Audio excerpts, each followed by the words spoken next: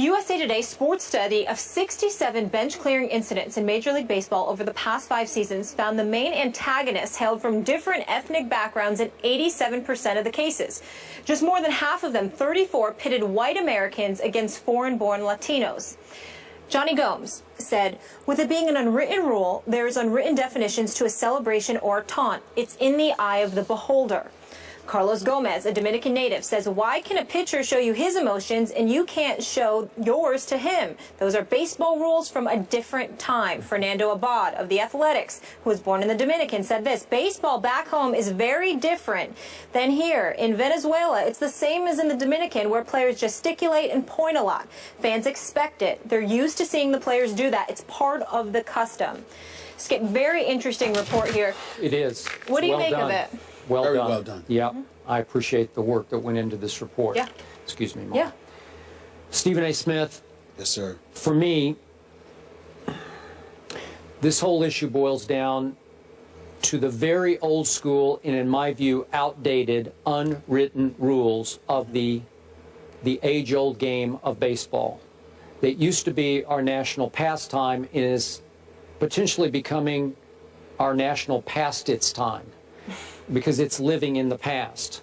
So we do have a number of the white players who grew up being taught that you don't play baseball with a whole lot of emotion or celebration, and occasionally this causes flare-ups with a number of the Latin players who did grow up, obviously in Puerto Rico, the Dominican, or Central or South America, who did grow up being encouraged by their fandom to show a little more emotion. Not huge emotion. We're not talking about going out of control and running to the stands and taunting and celebrating.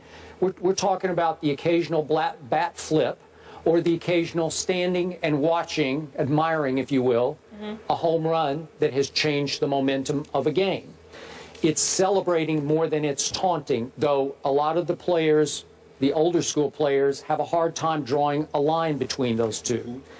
So I'm here to tell you that my view of this is that a lot of those white players are living in the past, that they need to make peace with the fact, grin and bear the fact, that their game on a national level, as far as national appeal, is eroding.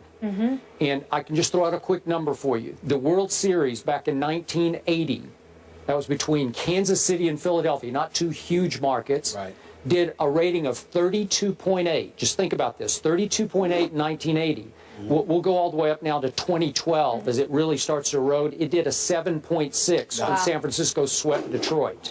Okay, so it's just the casual fan appeal has fallen off dramatically as football and basketball have risen to the top of America's stages. That's what I believe. Again, and I grew up loving baseball, and you did too, right? Yeah. Okay, so for the good of the game, a lot of the white players, the older school players, need to accept the fact that some fans do love some emotion shown, that they shouldn't look at it quite as severely and strictly as the old school rules tell them they should. Some of those old school rules even tell you that if a guy hits a home run off you and doesn't celebrate, and then hits another home run off you and doesn't celebrate, you're supposed to drill that guy. That's insane to me. That's thinking, that's prehistoric thinking to me, right? But that's part of, those are the unwritten rules of baseball, such as you don't flip your bat when you hit a home run. Again, the Latin players all say, starting with Carlos Gomez, I'm not trying to show you up, I'm just celebrating what I just did. And I'm okay with that, even though I'm much older school on this account than you are. But in this case, for the good of the appeal, the popularity of baseball on television, because we do have a large Latin population, and many of them are tuning in or tuning out, as it might be. Within the next couple of, the next, 10 to 15 years, minorities are going to make up at least 50% of this population. 50%. Okay. So I'm suggesting that a number of those folks and a number of the younger white viewers will enjoy an occasional bat flip in a game of baseball that can be tediously slow for some of the younger viewers that we have out there. Let me stay with you. I need you to stay with me on this, both of you. This is very, very important that what I'm about to say. I don't think it's controversial, but with Chuck Solitero, I edited for the show, you just never know. Stay with me. Chuck's the best. He's the man. He's the best. He is the man. I'm glad you said that. He is the man. I'm glad someone can keep you in check. Here's the deal. Well, I wouldn't say that. No one can do that. But here's the deal. Skip Bayless, you make a very valid point. I don't disagree with what you're saying because I do think that some of these rules, written and unwritten, are incredibly archaic. Not to mention the fact it's white dominant. The rules are white dominant. The rules, the unwritten rules. Okay, yes. Okay, the unwritten rules I'm talking about. The rules are fair for everybody, but the unwritten rules. Yes. Okay, and so you do have a point with all of that. I agree with you. Baseball needs to recognize how it's dissipated in terms of popularity in the eyes of the American public for a bevy of reasons. They need to pay attention to that and adapt to the times instead of always being the last ones to the party in terms of adapting to modern times. That's why the whole steroid situation came into full effect because of what they did. They were the last ones to the party, and they kept holding on, and they had a tremendously strong players union, and they fought and they fought and they fought until it hurt them and hurt the game, and they were called up on Capitol Hill and everything blew up. Having said all of that, you bring up Carlos Gomez, who I think as passionate as he is, and I think that you know, Buster Olney and others pointed out how he's always this way. So the Yankees shouldn't have overreacted to him weeks ago when they almost had a bench clearing brawl.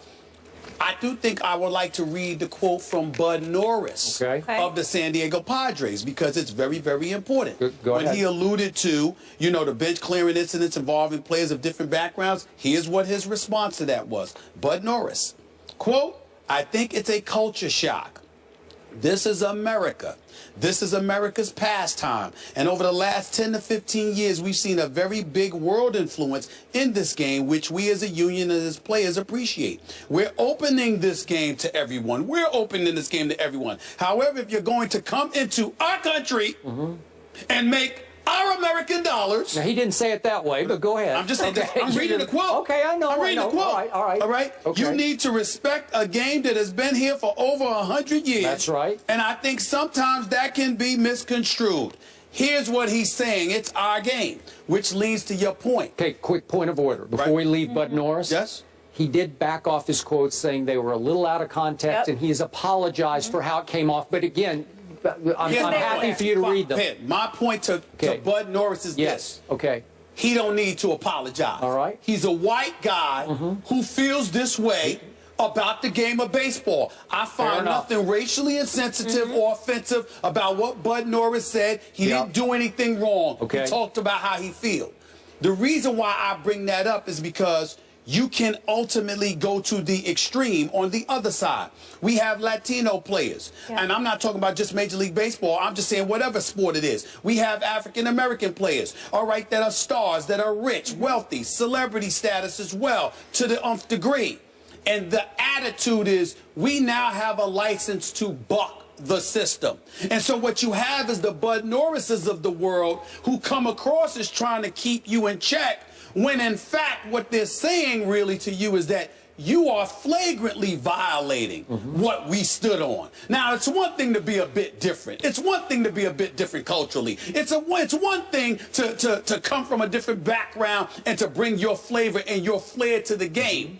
But it can't be to the extent that you're completely and totally disrespecting and dismissing what we stood for. If you had such a problem with how we do things, why are you here? So what I'm saying is, on one extreme, you have how Bud Norris's comments can be misconstrued, but on the other extremes, it elevates the level of validity to his statements, because you have folks on the other side that go to the extreme in coming across as offended by those standards. Somewhere along the way in America, when we're coming this way, you know, when we want folks to come this way, rather, we got to be willing to meet them. And on far too many occasions in our society, you have guys from a younger generation that are so interested in bucking the system, they come across as if they have no respect for the system. And as a result, it leads to them having no respect for individuals, no respect for authority. And when you have those things going on, you have chaos. And that is why I always use this statement. And I'll use ESPN as an example. as stringent as folks can be, as tight as folks can be, because this is Mickey Mouse and it's a happy place. Yeah. At the end of the day, because that's what it's supposed to be. Yeah. At the end of the day, I would rather work for a company any day of the week with standards Sure. Yeah. than one trying to Amen to find that. standards. And that, to me, is all that I'm saying with this. Okay. You can't go to the other extreme and try to dismiss everything. So you're saying historically. that you do admire the old school players having respect for the tradition, the 100-plus-year-old tradition of the game. Just adapt better to change. Okay, because there's some common ground where it's not That's all that I'm big a saying. deal. It's That's not that right. big a deal. That's right. Look, if Carlos Gomez hit a 3-run homer in the bottom of the 8th inning and ran to the stands and gloated and celebrated, that would be completely out of bounds. Right. But he wouldn't do that. Right. But he might flip his bat and he might stand for just a second and admire But his the home. problem with him is that when he flips his bat and somebody expresses a problem with it, he's always ready to fight while other folks are watching. While simply, it's rare that I can't imagine seeing Carlos Gomez going like this.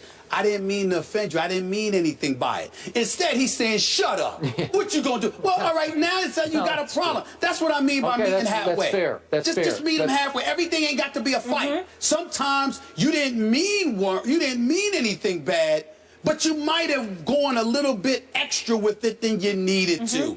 There's got to be a happy medium on both sides, and it seems when both sides are determined to maintain their position, no progress is made, and all we have are the kind of problems we're talking about. Can I sum this up by saying, just remember, in the old days, if a white player stood and admired his home run, the other white player, the white pitcher is going to have a problem. So it's not that they have a problem with the Latinos. If they have a problem with anybody, he's going to disrespect the traditions of the unwritten rules. Okay. Absolutely. I think we all agree that we don't want the game to lose its tradition, but it does need to evolve. And that little quote you said stuck with me, the pastime to past its time. It's so true. Moving on, Rex Ryan says that Tom Brady and the Pats were on a mission to embarrass the Bills in Week 2. Do we feel bad for Rex? We'll talk about that coming up.